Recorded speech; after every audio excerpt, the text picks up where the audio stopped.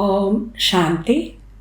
16/6/2024 அவ்யக்த பாப்தாதா ரிவைஸ் 3/3/2000. நல்ல உணர்வு மற்றும் அன்பான உணர்வை வெளிப்படுத்தி கோபம் என்ற மிகப்பெரிய எதிரியின் மீது வெற்றி அடையுங்கள். சுபமான உணர்வு மற்றும் அன்பான உணர்வை வெளிப்படுத்தி கோபம் என்ற மிகப்பெரிய எதிரியின் மீது வெற்றியடையுங்கள். இன்று பாப்தாதா தனது பிறவி துணைவர்கள் மற்றும் சேவையில் துணையாக இருப்பவர்களை பார்த்து மகிழ்ச்சி அடைந்து கொண்டிருக்கின்றார். இன்று உங்கள் அனைவருக்கும் கூட பாப்தாதாவின் அலௌகிக்க பிறந்த நாள் மற்றும் பிறவி துணைவர்களின் பிறந்த நாளுக்கான குஷி இருக்கிறது. இன்று சிவ ஜெயந்தி நாள். ஏன் இப்படி இருக்கிறது? இப்படிப்பட்ட விடுபட்ட மற்றும் மிகவும் அன்பான அலௌகிக்க பிறவி வேறு யாருக்குமே இருக்க முடியாது. தந்தையின் பிறந்த நாளை குழந்தையின் பிறந்த நாள் என்று ஒருபோதும் கேள்விப்பட்டிருக்க மாட்டீர்கள். இது விடுபட்ட மற்றும் அன்பான அலௌகிக்க வைரத்திற்கு சமமான பிறந்த நாளை நீங்கள் இன்று கொண்டாடி கொண்டிருக்கிறீர்கள்.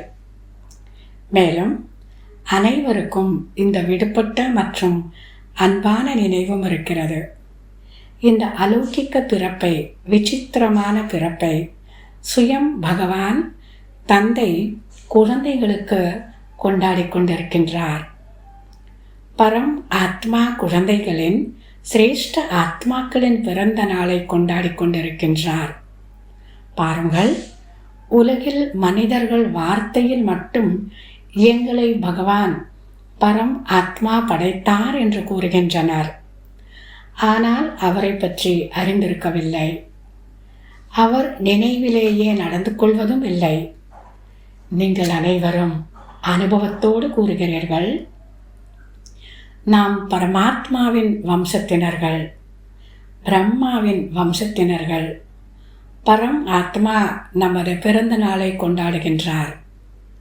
நாம் பரமாத்மாவின் பிறந்த நாளை கொண்டாடுகின்றோம் என்று. இன்று நாலாபுறங்களில் இருந்தும் அனைவரும் வந்திருக்கிறீர்கள். எதற்காக? வாழ்த்தை கொடுப்பதற்கு மற்றும் வாழ்த்தை அடைவதற்கு. ஆக பாப்தாதா விசேஷமாக தனது பிறவியின் துணைவர்களுக்கு வாழ்த்துக்கள் கொடுத்து கொண்டிருக்கின்றார். சேவையில் துணையாக இருப்பவர்களுக்கும் வாழ்த்துக்கள் கொடுத்து கொண்டிருக்கின்றார். வாழ்த்தின் கூடவே பரம பிரியமான முத்துக்கள், வைரங்கள், நகைகளின் மூலம் மழை பொழிந்து கொண்டிருக்கின்றார். முத்துக்களினுடைய, வைரங்களினுடைய, அதாவது மழையை பொழிந்து கொண்டிருக்கின்றார். அன்பின் முத்துக்களை பார்த்திருக்கிறீர்கள் அல்லவா? அன்பின் முத்துக்களை தெரிந்துள்ளீர்கள் தானே? மலர்களின் மழை, தங்க மழை அனைவரும் செய்கின்றனர். ஆனால் பாப்தாதா உங்கள் அனைவரின் மீதும் உயர்ந்த அன்பு, அலௌகிக்க அன்பு என்ற முத்துக்களின் மழையை பொய்து கொண்டிருக்கின்றார். ஒரு மடங்கல்ல, பல பல பல மடங்கு உள்ளபூர்வமாக வாழ்த்துக்களை கொடுத்து கொண்டிருக்கின்றார்.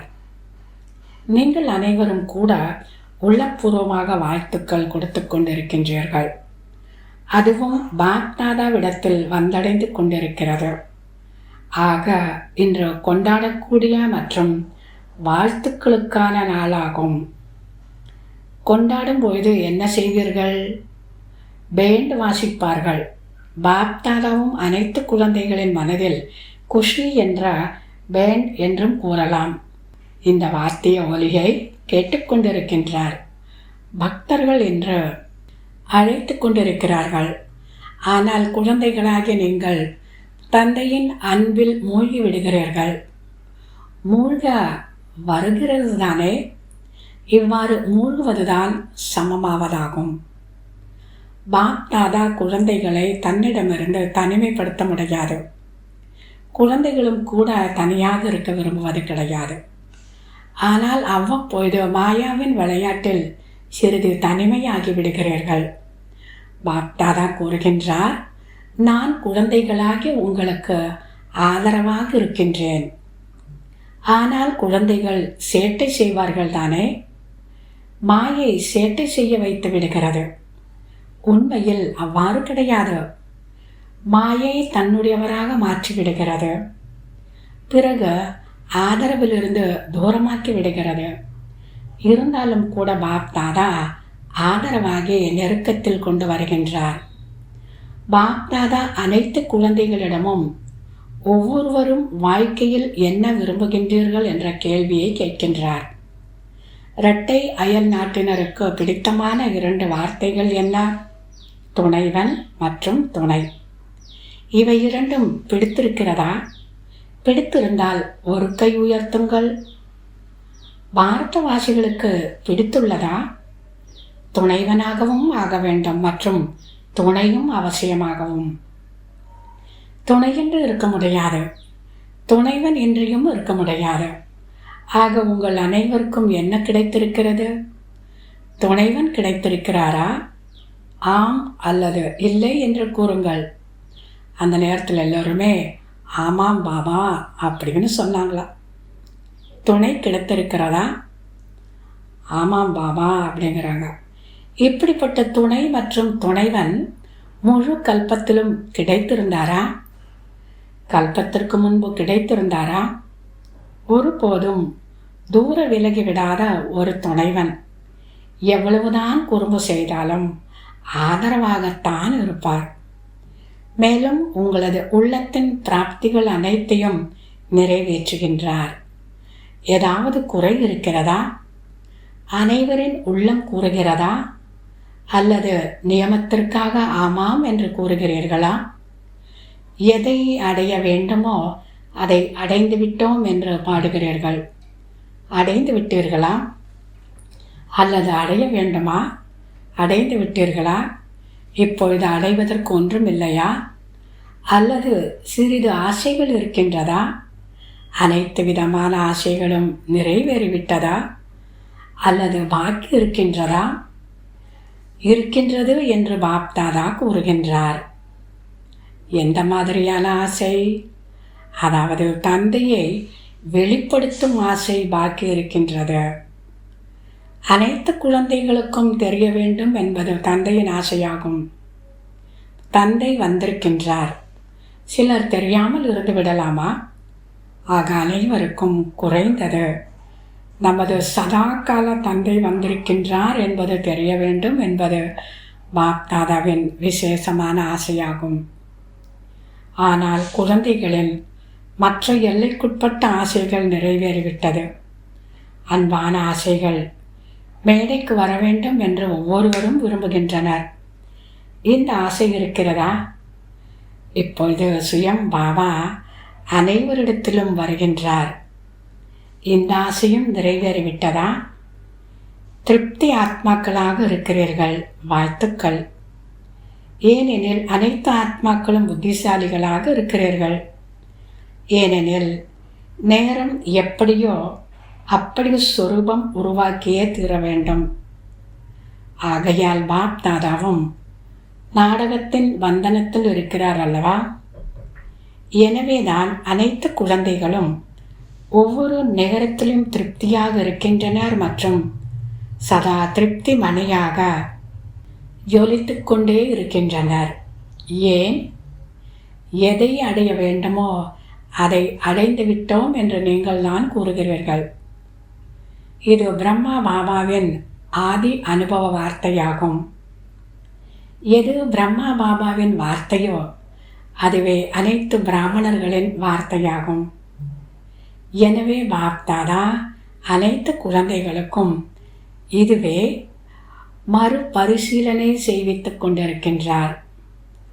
சதா தந்தையின் துணையில் இருங்கள். தந்தை அனைத்து சம்பந்தங்களின் அனுபவம் செய்வித்திருக்கின்றார். தந்தைதான் அனைத்து சம்பந்தமாக இருக்கின்றார் என்று கூறுகிறீர்கள். சர்வ சம்பந்தங்களை நேரத்திற்கு தகுந்தாற் போன்று சம்பந்தத்தை காரியத்தில் ஏன் பயன்படுத்துவது கிடையாது. மேலும் இந்த சர்வ சம்பந்தத்தை நேரத்திற்கு தகுந்தாற் போன்று அனுபவம் செய்து கொண்டே இருந்தீர்கள் எனில் துணைவனாக இருப்பார். துணையாகவும் இருப்பார். வேறு எந்த துணைவர்களிடத்திலும் மனம் புத்தி செல்ல முடியாது. பாப்தாதா அனைத்து சம்பந்தங்களை முன் வந்து கொடுக்கிறார். எனவே சர்வ சம்பந்தத்தின் சுகத்தை எடுத்துக்கொள்ளுங்கள். சம்பந்தங்களை காரியத்தில் பயன்படுத்துங்கள். சில குழந்தைகள் சில நேரங்களில் தன்னை தனியாக இருப்பதாக அல்லது சிறிது நிராசையின் அனுபவம் செய்கின்றனர் என்பதை பாப்தாதா பார்க்கும்போது அவருக்கு கருணை ஏற்படுகிறது. இப்படிப்பட்ட சிரேஷ்டமான துணை இருக்கிறது. துணையை காரியத்தில் ஏன் பயன்படுத்துவது கிடையாது? பிறகு என்ன கூறுகிறீர்கள்? ஏன் ஏன்? பாப்தாதா கூறியிருக்கின்றார், ஏன் என்று கூறாதீர்கள். ஏன் என்பது எதிர்மறையானது, பறப்பது என்பது நேர்மறையானது. வை அப்படின்னா இது நெகட்டிவான விஷயம். ஃப்ளை அப்படின்னா இது நேர்மறையான விஷயம். அதெல்லாம் வை சொல்லாதீங்க. ஃப்ளை ஃப்ளை ஃப்ளை பண்ணுங்க, பறங்க. எனவே ஏன் ஏன் என்று ஒருபோதும் கூறாதீர்கள். பறக்க வேண்டும் என்பதை நினைவில் வையுங்கள். தந்தையை துணையாக ஆக்கி பறக்கும்போது மஜா ஏற்படும். அவரது துணை மற்றும் துணைவன் இரண்டு ரூபத்தையும் முழு நாளிலும் காரியத்தில் பயன்படுத்துங்கள். இப்படிப்பட்ட துணைவன் பிறகு எப்போதாவது கிடைப்பாரா? புத்தி அளவில் மற்றும் சரீர அளவில் இரண்டிலும் களைப்படைந்து விடும்போது உங்களுக்கு இரண்டு ரூபத்திலும் மாலிஷ் செய்வதற்கு தயாராக இருக்கின்றார். மனதை மகிழ்விப்பதற்கும் எவரடையாக இருக்கின்றார். பிறகு எல்லைக்குட்பட்ட மன மகிழ்ச்சிக்கான அவசியமே இருக்காது. இவ்வாறு பயன்படுத்துவதற்கு வருகிறதா? அல்லது உயர்ந்த பாபா, ஆசிரியர், சத்குரு என்று நினைக்கிறீர்களா? ஆனால் சர்வ சம்பந்தம் இருக்கிறது. புரிந்ததா? இரட்டை அயல் நாட்டினர் புரிந்து கொண்டீர்களா? நல்லது. அனைவரும் பிறந்த நாளை கொண்டாட வந்துள்ளீர்கள் அல்லவா? கொண்டாட வேண்டும் தானே? பிறந்த நாள் கொண்டாடும் போது யாருடைய பிறந்த நாளை கொண்டாடுகிறீர்களோ அவருக்கு பரிசை கொடுப்பீர்களா? கொடுக்க மாட்டீர்களா? எல்லோருமே கொடுப்போம் கொடுப்போம் அப்படின்னு சொல்லிட்டு இருந்தாங்களாம். ஆக இன்று நீங்கள் அனைவரும் தந்தையின் பிறந்த நாளை கொண்டாட வந்துள்ளீர்கள். பெயரே சிவராத்திரி. குறிப்பாக தந்தைக்கு கொண்டாட வந்துள்ளீர்கள். கொண்டாட வந்துள்ளீர்கள் அல்லவா? இன்று பிறந்த நாள் அன்று எத்தகைய பரிசை கொடுத்தீர்கள்? அல்லது வெறும் வண்ண விளக்குகள் மட்டும் எரிய விடுவது, கேக் கட் பண்ணுவது, இதுதான் கொண்டாட்டமா? இன்று என்ன பரிசு கொடுத்தீர்கள்? அல்லது நாளை கொடுப்பீர்களா? சிறியது கொடுத்தாலும் பெரியதாக கொடுத்தாலும் பரிசு கொடுப்பார்கள் அல்லவா? ஆக என்ன கொடுத்தீர்கள்? யோசிக்கிறீர்கள். நல்லது, கொடுக்க வேண்டும் தானே? கொடுப்பதற்கு தயாராக இருக்கிறீர்களா? பாப் தாதா என்ன கூறுகிறாரோ அதை கொடுப்பீர்களா? அல்லது தனது விருப்பப்படி கொடுப்பீர்களா? எல்லோருமே சொல்வாங்களா, சொல்லியிருந்தாங்களா? பாப் தாதா என்ன கூறுகிறாரோ, என்ன கேட்கிறாரோ, என்ன சொல்கிறாரோ அதை நாங்கள் கொடுப்போம். உடனே பாபா சொல்கிறார், சரி பார்க்கலாம். சிறிது தைரியம் வைக்க வேண்டும். தைரியம் இருக்கிறதா? மதுவனத்தில் இருப்பவர்களுக்கு தைரியம் இருக்கிறதா? இரட்டை அயல் நாட்டினருக்கு தைரியம் இருக்கிறதா? கைகளை மட்டும் மிக நன்றாக உயர்த்தி கொண்டிருக்கிறீர்கள். நல்லது. சக்திகளிடம், பாண்டவர்களிடம் தைரியம் இருக்கிறதா? பாபா சொல்கிறாரு, மெஜாரிட்டி ஆத்மாக்களிடம் பாப் தாதா ஒரு விஷயத்தை பார்த்தார். மைனாரிட்டி அல்ல, மெஜாரிட்டி என்ன பார்த்தார்?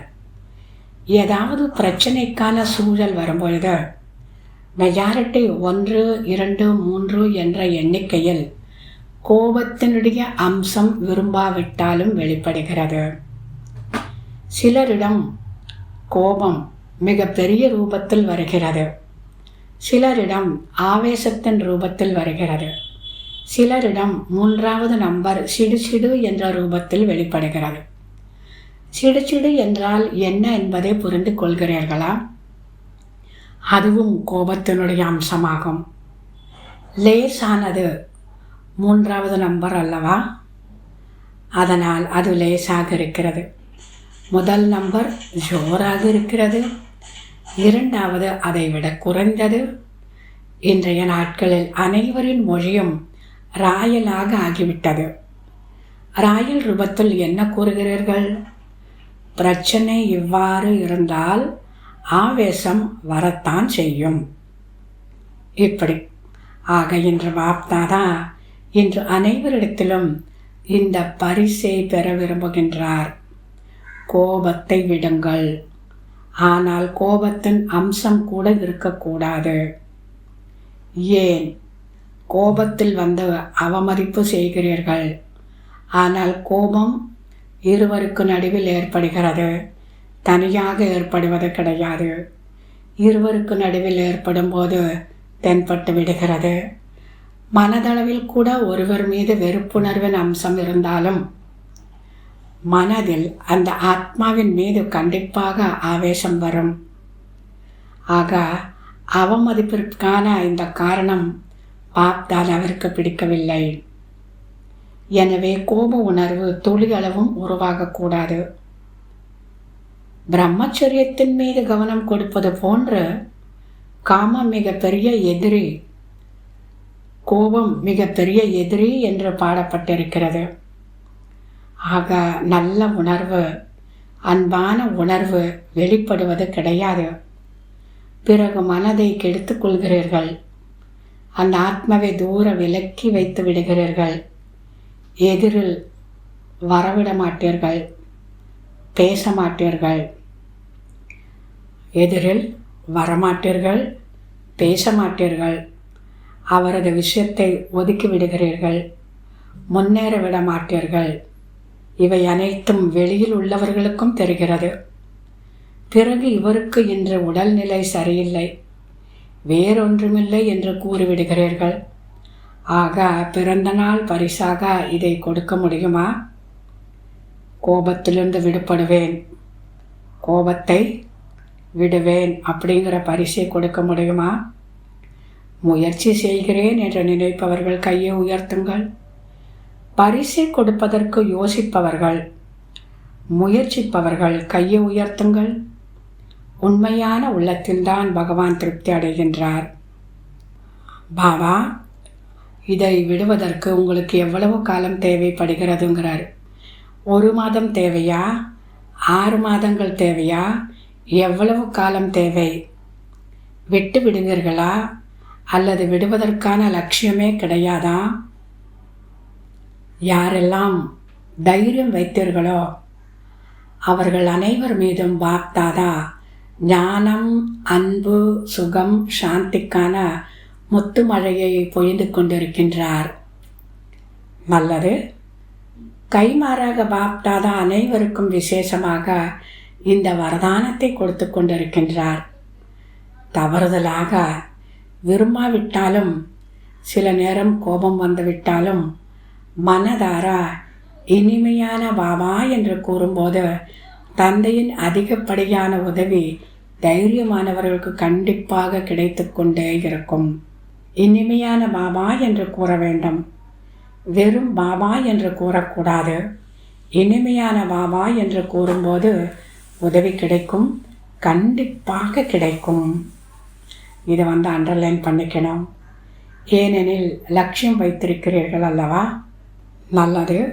நாலாபுறங்களிலும் உள்ள சர்வ சிரேஷ்ட பிராமண ஆத்மாக்களுக்கு, சதா தந்தையின் துணையில் இருக்கக்கூடியவர்களுக்கு, தந்தையை துணைவனாக ஆக்கி கொள்ளக்கூடிய அன்பான ஆத்மாக்களுக்கு, சதா தந்தையின் குணக்கடலில் மூழ்கிருந்து பாப்தாதாவிற்கு சமமாக கூடிய சிரேஷ்ட ஆத்மாக்களுக்கு, சதா வினாடியில் முற்றுப்புள்ளி வைக்கக்கூடிய மாஸ்டர் சிந்து ஸ்வரூப ஆத்மாக்களுக்கு பாப்தாதாவின் அன்பு நினைவுகள் மற்றும் கோடி மடங்கு வாழ்த்துக்கள், வாழ்த்துக்கள், வாழ்த்துக்கள்.